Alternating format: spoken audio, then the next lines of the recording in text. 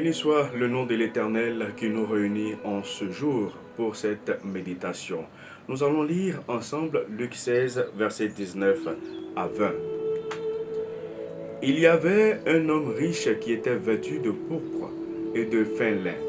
Un pauvre couvert d'ulcères, du nom de Lazare, était couché à sa porte.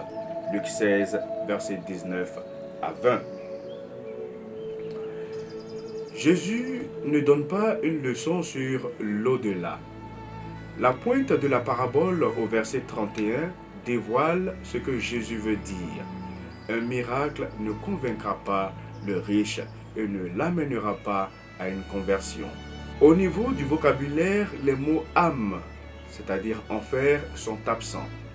Il n'y est nullement question de séparation du corps de l'âme. Lazare et le riche sont tous deux dans leur corps et ont des réactions et des besoins physiques. L'abîme dont il est question n'a pas d'équivalent dans l'Ancien Testament.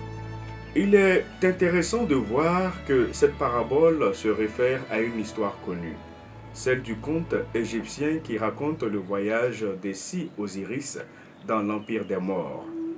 Le récit se termine par ces mots: « Qui est bon sur la terre? On est bon pour lui dans l'au-delà. Mais qui est méchant sur la terre?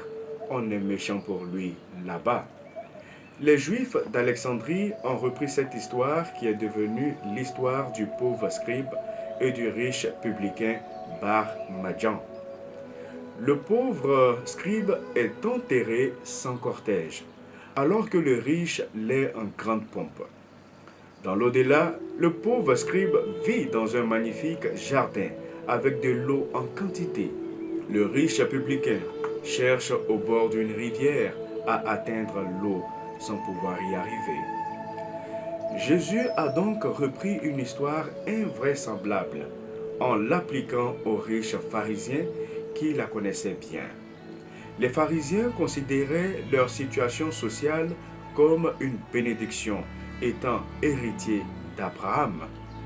Dans le discours de Jésus, Lazare prend la place du scribe et comble se trouve dans la lignée des fils d'Abraham. Le riche pharisien prend la place du riche publicain Bar Madjan. Ce dernier est mis au même rang que ceux qui s'enrichissaient sur le dos du peuple. Il y a ainsi dans cette parabole une pointe polémique.